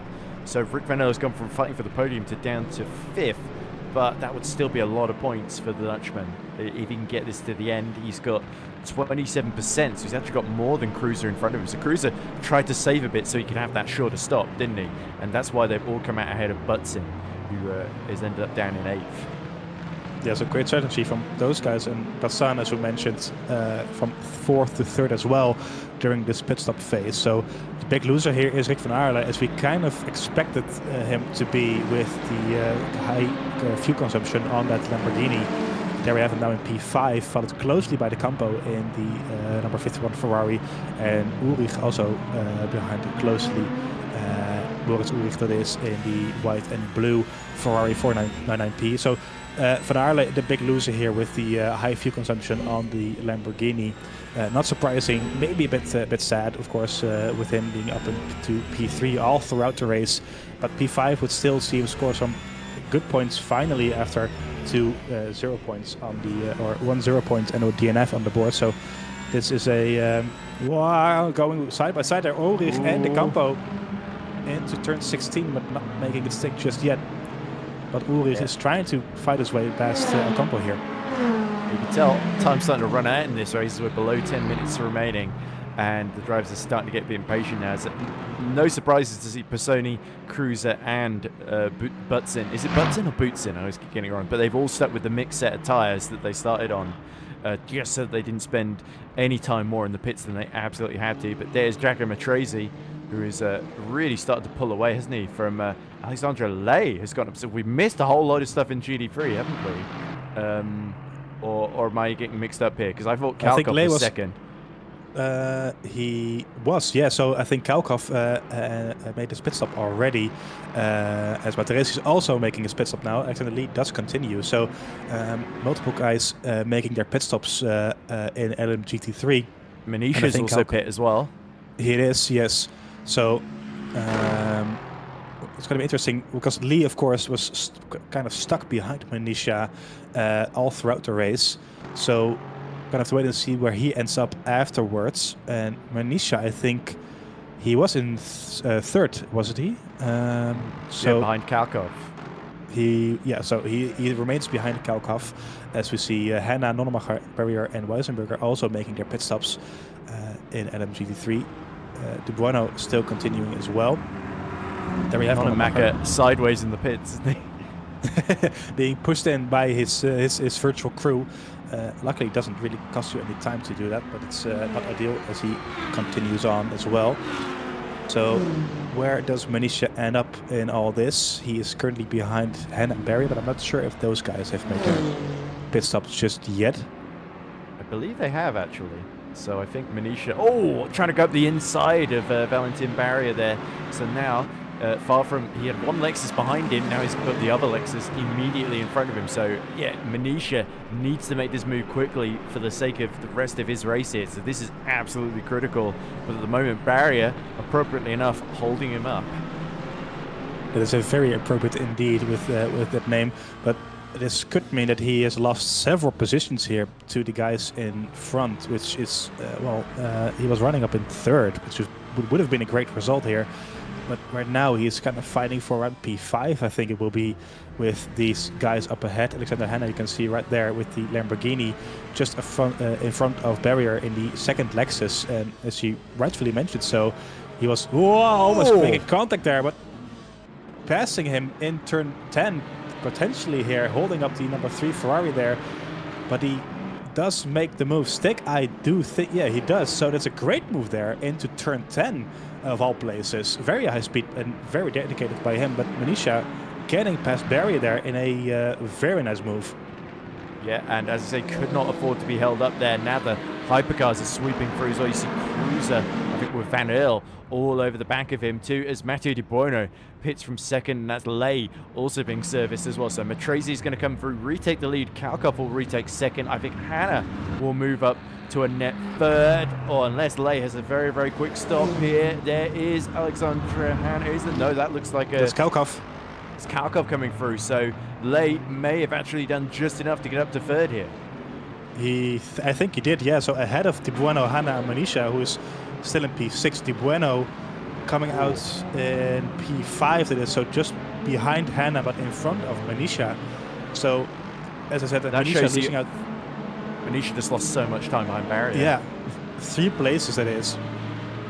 So that's well, his podium hopes pretty much gone as we are 5 minutes away from the end of this race. But Venetia, from defending very hard against Alexander Lee, who is now up into 3rd, to losing out big time and now all the way down into P6. Oh, look at this hypercar fight. Oh, Van Eyl nearly hits the back of Cruz. I think Cruz has got past him somehow. And you can see Mattia Di Campo now fancies a piece of the Lamborghini, doesn't he? So this could be a very, very interesting final 5 minutes of the race then. There's your top 5. Price, Personi on the mixed set of tyres. Bassan in 3rd. Cruiser now 4th. Oh, being held up very, very badly there as Di Campo tries to go round the outside of Van Eyl. And now Ulrich has joined the battle as well. It's a 4-way fight for, that must be 4th position there. It is, yeah. So all to play for in these final 5 minutes, with Kreuzer now up into P4, having jumped Van Aerle in the pit stops already, with Bassan up in 3rd. There we have him, and these guys going hammer and tongue for P4, that is. So not really not necessarily the final podium here, but still some very good points on the board here. With, I think that's Van Aerle, and then down the inside there by Di Campo. It is, yeah. And Ulrich is going to follow him through. Here we go. Look at them just trying to breeze past the Lamborghini. It's side by side. It's a drag race into the first corner as they go 3 wide. And Van Eyl is going to be right on the outside. Ulrich in the middle. Di Campo on the inside. Di Campo tries to... Oh, look at this. There's just enough space for all of them. Di Campo and Ulrich meet and make a little bit of contact as they shuffle through into turn 2. And poor Van Eyl just sees that 4th position start to disappear into the distance. Di Campo again trying to go up the inside as Ulrich tries to go the long way round through 4 and 5. They bump into each other, they barge, but it is Ulrich that has got a little bit of overlap. He's going to have the inside into turn 6, and Van Eyl, a little bit more contact as Di Campo refuses to give up, but he has to. He is pushed back down to 6th. Great racing here by these guys. Ulrich now up into P5 with Di Campo in P6, and Van Aerle losing 3 places there all at once, down in P7. So from a potential podium down to P7 in just a few minutes, that's going to hurt quite a bit, I think, for him.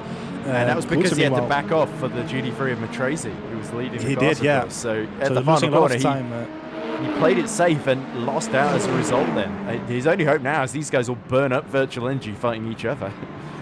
Yeah, so losing kind of big time on the main straight there following the GT3 car. But this battle is not over at all, I don't think, with the final laps coming up here. Uri is now having to defend his P5 from Di Campo and Van Aerle. So this is not done in the slightest, I don't think. No, not by a long shot then. 2.5 minutes left to go as there's Jaco Matrese looking for his 2nd win of the season as Johannes Price in the hypercar class seeks his 1st, with Personi 2nd and Bassan 3rd. So that is 2 Tatum eSports drivers in the top 3 there behind our race leader Alexandre Lay as well, trying to keep his hopes alive. I think he's a little bit too far back to challenge Kalkov for 2nd then. So strategically it's turned into a race of those who pit a bit later and try to get the fuel and virtual energy despite having to splash and dash at the end to last, and those who pit earlier desperately trying to get back in front of them through an overtake then. Mattia Di Campo certainly seeing Ulrich fly by him is not going to be too impressed there. He was very, very reluctant to let him through. Yeah, there was some great racing action between those guys going, pretty rough against one another, side by side, wheel banging all over the place, but some great entertainment for us, of course, and for you back at home. It's been a bit more quiet here in LMGT3 throughout the race, but still some great strategy at play, as you have just mentioned. With Alexander Lee, he is closing the gap just a little bit to Kalkov, who's there in the purple Fischer Racing Team Ferrari. So potentially Alexander Lee trying to get up into P2 here, as I think we are coming close towards the final lap of this race with 1:15 left to go. Kind of depends on where where Price is, the race leader in the Peugeot, whether or not the next lap is going to be the final one. Now making their way through turns 8 and 9 up to turn 10, where we just saw that very nice move by I think it was Hanna, wasn't it? Or there we go, Ulrich, and also in the GT3 field some minutes ago as well. So It's been some great racing action here in the final moments of this race. Indeed it is. Look at this. Ulrich now all over the back of Cruiser. He's having a brilliant end to this race on those mediums, isn't he? And those on the mix set really starting to have to dig deep here to hold on, as Lucas Cruiser can't afford to cruise to 4th place. He's going to have to defend like crazy as Ulrich seeks the way through. You can see Van Aert starting to lose pace with this bunch in the background as De Campo lies in wait, waiting for revenge, but he's not got a whole lot of time to enact it, has he? As we see we're into the final 15 seconds of the race. This should be the final lap then for Johannes Price, some seconds up the road. It actually might be quite close between him crossing the finish line to start another lap here, as we see again 4th place battle starting to tighten up here. Lucas Cruiser have to be on his haunches here, waiting for the attack to come so he can cover it off. Ulrich diving up the inside into turn 10. They bang into each other. That opens the door for De Campo as well. Lucas Cruiser, tries to turn in on De Campo. He's just been barged out the way, but can he at least hold on to one position here as Ulrich is up to 4th, but who's going to be in 5th at the exit of these couple of corners? And Cruiser pushes De Campo wide into the runoff there. And Mattia De Campo is going to be a very unhappy Italian after that one. But here comes Johannes Price some seconds up the road. Surely has he started the final lap, or has he finished it? It'd be difficult to tell without seeing. I think the race is still going then as De Campo up the inside of Cruiser again, having another go. And no love lost between these two, is it? No, they're fighting rather hard, as Price did take the checkered flag there, so he wins the 1 hour of Qatar here in the 3rd round of the VMS gold race. So I think in the end it's Ulrich who takes P4 here ahead of the final corner overtake for De Campo as well. I've just realized. It is, yes. So with Bassoni and Bassan, there we have them, the Tatum eSports finishing 2nd and 3rd there. So a great result for that team as well. But it's Johannes Price who takes his first win of the season in the Peugeot, and taking the lead there of the championship by quite some margin, I do believe. Yeah, so GD Freeze. I think the bottom half of the field, Weisenberger has finished in 10th to get the final point, but we are waiting for Matrezi, Lay, and Kalkov. Lay's got past Kalkov. I've just realized that. He did, yeah. So that's crucial for the championship, because that's absolutely him limiting the damage. And I think they may actually have all crossed the line already while we were not paying attention. Is that Matrezi just in the background? You can see in the right-hand corner crossing the line, I think. Alexandra Lay is going to finish 2nd. Kalkov will finish 3rd from pole position. Then it'll be Alexander Hanna in 4th. Matteo De Buono in 5th. Manisha just misses out there as he crossed the line in 6th. Again for the 2nd racing succession. Valentin Barrier finishes 7th. Addison actually recovered up to 8th. I think Luke Addison might have tried to non-stop the race there in the Lamborghini, which we know is pretty decent at fuel saving. Nearly was enough to win in Fuji, remember. But yeah, Addison recovers up to 8th. Nonnemaka finishes 9th. And as I said, Weisenberger taking the final point ahead of Perrault, finishing the lap before. So yeah, the placement of the hypercars was crucial there. We had to wait an age for the GD Freeze to show up to finish their race. But wow, certainly some unexpected drama right at the end. Would love to know how Lay got through, but with the replay's not really working and the timing screen not working either, it's anybody's guess. I think Alexander Lay is the only one who could tell us how he got into 2nd there. Yeah, there was some great action there in the end. Pretty much, excuse me, as my cold is getting a bit too much for me. Anyway, it's gone. That 4-way fight for 4th was pretty exceptional, though. There was some great stuff there. So a very hectic ending to the race there, but it's pretty much very well deserved win for Price there in the end. He's been dominant all over throughout this race, taking the lead into turn 1 after Bassan didn't really hold on to his pole position all that well. He did come back to P3, and Passoni, who is pretty much he came from P4, but all of a sudden up into P2. So great drive by those two Tatum eSports drivers. Yes, certainly they remain one of the teams to beat, but they have been beaten by Johannes Price, who I'm not sure if the German competes for any other team, but because I don't think it's written on the Peugeot itself, so it's difficult for me to guess. But yeah, it was a great performance then. So let's run down the order. Johannes Price takes victory from Leonardo Passoni. Then it is Matteo Bassan in 3rd.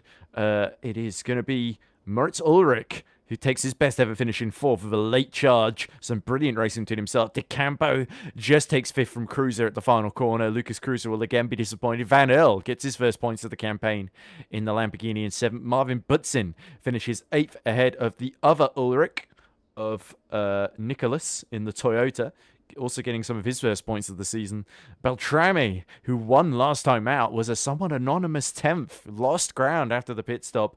Antonio Fedeli, though, does take 11th, with Previato being the final finisher. Sadly, not making it to the end were Denoyer, who's running 2nd for so much of the race. He will be disappointed after that one. Lepere, who was in the top 6. Demolians, and Sobers, though, never really got going in either of their races. Sobers, I don't think, even able to take a single lap of the start of the race. So there you go. That is your hypercars done and dusted. In GT3, Jaco Matrese takes his 2nd win of the campaign ahead of... Oh, who was it? We'll have to remember. There we go. They finally reminded me. There we go. Alexandre Lay taking 2nd from Kalkov right at the end while we were obsessed with that hypercar battle. Alexander Hanna, he had a solid race to P4 with Matteo De Buono finishing P5th. Then Etienne Manisha down from 3rd to 6th, but it is another strong result for the Corvette nonetheless with Valentin Barrier. He had a bit of a tough one, falling down to 7th in the end with Addison. Luke Addison non-stopping the race, able to at least get a couple of points for 8th. Eric Nonemaker was 9th, and Weisenberger took the final point with Hugo Perrault in 11th. And some other drivers as well also finished the race with Belchionetto in there as well. Okay, there you go. That's all I've got from memory. I could look up the rest on my phone. Have Guerin in P12, Canton P13, Neto eventually ending up in P14 after his very early stop. You have Thomas in P15 and Kaptic, the final driver out on track, in P16 with Vianney and Gerardis DNFing in LM GT3.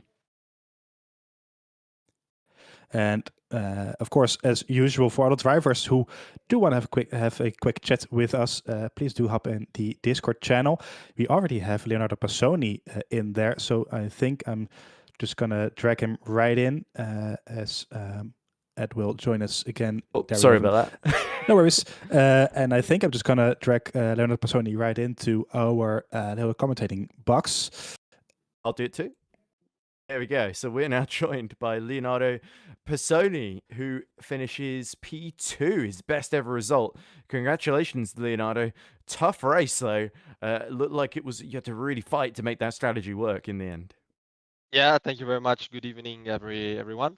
Yeah, I think it was the last time I was here in the interview. I just told you as the race was in Imola, and I think it was more or less the carbon copy of that race. So very bad qualifying from my side because I had a lot of tenths that I left in sector 3. So yeah, very bad qualifying lap. So not good, and starting again at the not at the back because I was before, but again at the start, a lot of mess into turn 1, so I had to avoid some contacts, and then I decided again to stay out and use my pace because I knew that it was very strong. I was lapping in low 41s when I was in free air in the second half of the race, so I knew again that my pace was strong, and then I overcut everybody once again, so I didn't change tires at the stop, so it worked out. So I'm happy with the P2 in the race, but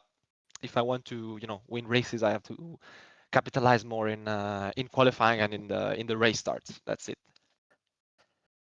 Oh, it's odd that this is a Peugeot track, isn't it? Because with Price winning, because I think a lot of people thought with that long range strategy you might have just been able to get it, but Price's pace was a little bit too strong today. Yeah, he had a great pace at the front with the Peugeot. Yeah, but I mean, as I said before, we were discussing a bit the strategies before the race. So there was someone who was thinking that stopping and changing tires was the better option, but I knew inside that I would have been in the traffic because I know myself. So yeah, I thought once again, let's just go long, extend the stint once again, and not change tires. So again, I'm happy it worked out like that. Sorry, Steve, immediately cut across your question. I'll let you get No worries there. It was a very entertaining race from our side, especially at the end with a lot of stuff going on. Of course, you didn't change tires as you said. How was the tire wear at the end? Was it difficult to keep the pace going, or was it a bit less tire wear than you would have expected?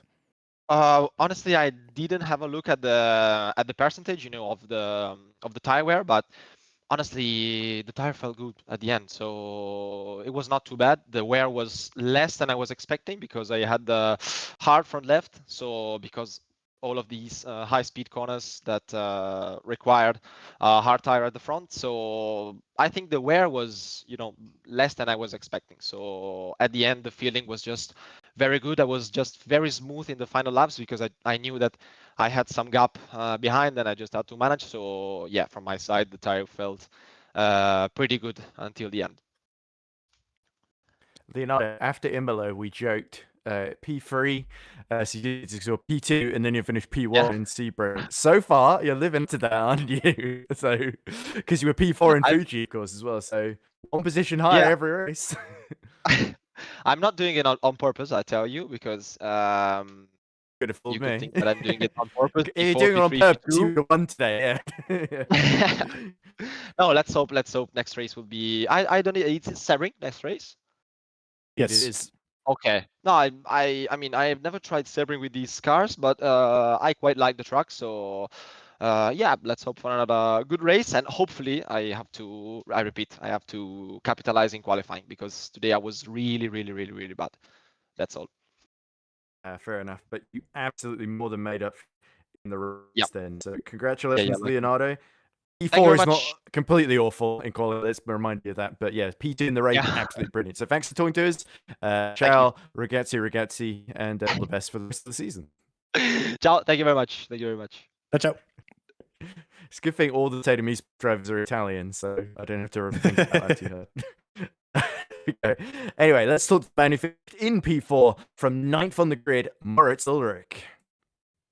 Moritz Ulrich joins now after a brilliant charge in a fantastic fight for 4th place in which he came out on top. Moritz, that's your best result of the season so far. It's your first points of the season and not a moment too soon because you really brought that race back into your hands. It was an absolutely fantastic final stint. Because for it. Yeah, thank you. So I actually had quite a bad qualifying, so my quali pace definitely was good enough for P4, I think. So I just tried to manage the pace. I got stuck behind slower cars at the start, and then tried the undercut for in the pit stop, and it worked pretty good. And then had a good fight with your boys till the end. What do you think about the fight with Matteo De Campo as well? He didn't leave you a whole lot of space. No, he didn't, but I think it was fine. It was right on the edge, and it was a lot of fun. I think we were side by side for like half a lap. It was fun. It was a great move on your side into turn 10, I think it was, near the end of the race. Talk us through that, because what was going on inside your head? Were you like, oh, I need to just get the move done, make it stick, or what were you thinking in the moment? Like, I knew Kreuzer, I think, didn't change tires, so I had an advantage, and I knew on the lap before he was going quite slow through the fast right-hander. So I knew after like the last lap, the first corner, he had better straight line speed than me, so I couldn't get past there. So I knew I needed to make the move into that corner because he was going quite slow there on the lap before, and then I just went for it. Well, it was a great move to watch. Go ahead. Sorry, can you hear me? I'm not just being rude, interrupting as usual. But what I'm going to ask Moritz is obviously there's also Nicholas Ulrich is doing this season. Is Nicholas related to you in any way? Is it just coincidence that he has the same last name as you? No, we aren't related. It's just a coincidence. Okay. The good news is you're on 12 points now, so you overtake him in the Drive Championship. So regardless, you're the Ulrich that's on top, and that's going to be good news for you. So next up in the calendar, Sebring. Are you feeling confident? Can you pull in another spectacular performance out the bag? I think so. Sebring always has been quite a good track for me, so I'm gonna do my best and hopefully not have any technical difficulties like in the last 2 races. Absolutely. Yeah, you certainly didn't have the most luck on your side, especially at Imola, where you didn't get to check that. But this more than makes up. So congratulations on your first points finish and a top 4 debut. Congratulations, Moritz Ulrich, and best of luck for the rest of the season. Thank you very much. Right, there we go. In an odd twist of fate, 2 hypercar drivers and no GD3 drivers want to talk to us. They're sick of us. Already? Or maybe Already. they thought my internet was going to crack up, given that anybody who's been watching the last couple of races would tell. I think my dad literally came in to say, oh, I think it might be because I was watching someone on Apple TV or something. I was streaming it. So it's just like, I'll do it now and see what works. I think the fact that I turned off the stream from Amet during the interview, because I should see other than the interview screen, maybe that's helped a bit. So my voice is mostly okay, but rather than tempting fate, we might just end the broadcast rather than waiting for anybody else to be interviewed by us. But yeah, 3 gold split rounds. In Hypercar, these 3 different winners, but in GD3, it does look like Jacko Matrese, who's always gotten the most out of every race he's done, hasn't he? Even Imola, where he was struggling, but he did get up to 4th by the end. You got a sense he's starting to take control of this championship. But Alexandre Lay getting up to 2nd right at the end shows he is definitely going to be a factor all the way through the finish. Yeah, very much so. It's pretty much going to be between those 2 guys who were 2 points between them before this race. So Matrese does create a bit of a gap between him and Alexander Lee, who, well, with a 2nd place, he limits the damage there for that. So I think it's going to be between those 2 guys at this point. However, don't count out Valentin Barrier yet. He was on 30 points coming into this race. He did lose some ground, of course, tonight, but don't count him out just yet, because that Lexus does seem very quick. There we go. So definitely one to watch out for. But yeah, surprise it was, of course. We should talk about it a little bit more at the end of the race to celebrate his achievement. But Kalkov, who had a horrible start to the season, I think by every metric, getting his first points with that 3rd place as well after getting pole position. So it was a good day, despite losing 2nd late on for Valentin Kalkov. But of course, it is in Hypercar, our new championship leader is the race winner, Johannes Price. So congratulations to Johannes. We'd love to hear from him maybe later in the season. But anyway, thank you very much for accompanying me, Stevie. I know we had a few issues here and there, not just on the technical nature, but me messing up as well. But it was a pleasure as always. Sticking up with me, and thank you very much to Amit for managing the broadcast so excellently as well. So thank you very much, everyone, for sticking with us at the Virtual Motorsport Series for our 3rd gold split round, of course, sponsored by XRL eSports, and we are on the Motorsport UK eSports recommended communities as well. So I try and look for us on the Motorsport UK website, and I struggle to find us in there, I think, because there's a certain member section you have to pay for. So maybe people who have paid can find us there.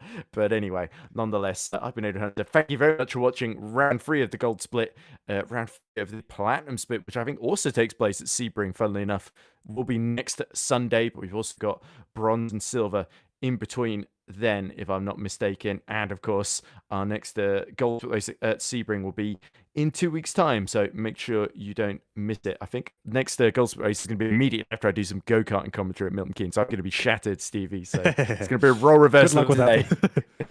I imagine. Yeah, well, I'll manage. I'll look up by the time the race starts in the evening. But nonetheless, thank you very much for watching.